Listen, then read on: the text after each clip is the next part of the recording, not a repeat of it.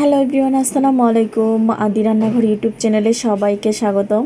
আর এই তো আজকে হচ্ছে একদম গন্ধ ছাড়া প্রসেস করে কিভাবে দেখাবো পাঙ্গাস মাছ রান্না করবেন। আর এই মাছ একবার যে এভাবে রান্না করে খাবেন সে আর কোনো দিন পাঙ্গাস মাছ গন্ধ বলে কোনো কথা থাকবে না। আর এত মজাদার এই মাছটা একবার হলেও ট্রাই করে দেখবেন। অনেকেই আছেন পাঙ্গাস মাছ গন্ধের জন্য খান না, তারা একবার হলেও ট্রাই করে দেখবেন আমার রেসিপি ফলো করে। এই তো আমি একটু লেবুর রস নিয়ে নিয়েছি, লেবুর রস দিয়ে দিব। আর লেবুর রসটা দিলে হয় কি, গন্ধটা যে স্মেলটা থাকে সে পাঙ্গাস মাছের স্মেল আর থাকবে না। এরকম করে আমি হাফ কাপ পরিমাণ লেবুর রস আর একটু লবণ দিয়ে ভালো করে মাখিয়ে নিব, কিছুক্ষণ রেখে দিব এইভাবে। আর লেবুর রসটা যেন ভালোভাবে ভিতরে ঢুকে সেই জন্য আমি সবগুলো লেবুর রসই বের করে নিচ্ছি। আর আপনারা কে কীভাবে রান্না করেন অবশ্যই কমেন্ট বক্সে জানাবেন। আর আমার রান্নাটা কেমন হয়েছে সেটাও একটু কমেন্ট বক্সে জানাবেন। এই তো এখনও যারা আদি রান্নাঘর ইউটিউব চ্যানেলটি সাবস্ক্রাইব করে নেয় তারা সাবস্ক্রাইব করে দিবেন এবং বেল আইকন বাটন চেপে দিবেন, যাতে আমার ভিডিও ছাড়ার সাথে সাথে আপনাদের কাছে নোটিফিকেশান চলে যায়। আর এত মজার মজার রান্না একবার হলেও ট্রাই করে দেব। আমি একটু হলুদ আর লবণ অ্যাড করে দিচ্ছি যাতে কালারটাও সুন্দর থাকে।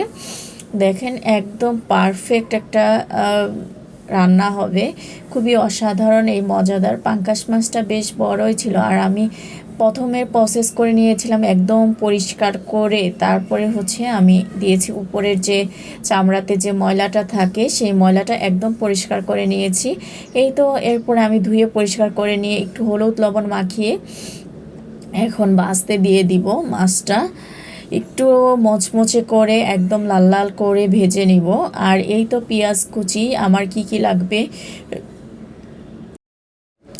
মরিচের গুঁড়া 1 টেবিল চামচ, হাফ টেবিল চামচ হলুদের গুঁড়া, আদা রসুন বাটা, ধনিয়া গুঁড়া, জিরার গুঁড়া আর স্বাদ মতো লবণ, সব কিছুই আমি নিয়েছি। দেখেন সব কিছুই পরিমাণ যে অনুযায়ী মাছ নেবেন সেই অনুযায়ী মশলাটা অ্যাড করে নেবেন, কারণ আমার মাছটাও অল্প, সেই জন্য আমি অল্প করেই মশলাটা অ্যাড করে নিয়েছি। আর এই তো আমার মাছটা আমি এখন ভালো করে ভেজে নিচ্ছি। দেখেন মাছটা ভাজতে একদম মোচমোচা করেই ভাজবো যাতে খেতে বেশ মজা হয়। আর আমার বাসায় মোচমোচা করে ভেজে খেতে সবাই পছন্দ করে। কার কার বাসায় কীভাবে খেতে পছন্দ করে অবশ্যই কমেন্ট বক্সে জানাবেন, সেটা ভুলবেন না। আর এই মজার মজার রান্নাটা একবার হলেও ট্রাই করে দেখবেন। আর এই তো পেঁয়াজটা আমি একটু লাল লাল করেই ভেজে নিয়েছি আর বাকি মশলাগুলো তো দেখিয়ে নিলাম, সবগুলো একসাথে মশলাগুলো আমি দিয়ে দিব। আর দিয়ে হালকা একটু পানি দিয়ে মশলাটা ভালো করে কষিয়ে নিতে হবে।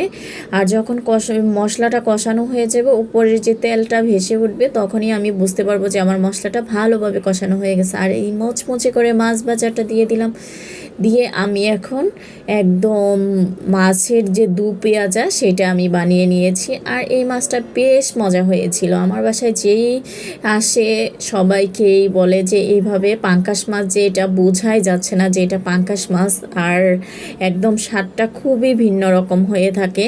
আর এই মজার মজার টেস্ট পেতে হলে অবশ্যই আদি রান্নাঘরের ভিডিও দেখবেন এবং আদি রান্নাঘর ফেসবুক পেজটাও ফলো করে দিবেন, সেখানেও আমাদের নতুন নতুন মজার মজার ভিডিও আপলোড হয়। যদি ইউটিউব চ্যানেলে একটু লেট হলেও ফেসবুকে ভিডিওগুলো রানিং আপলোড হয়, অবশ্যই দেখে নেবেন আপনারা। ধন্যবাদ সবাইকে।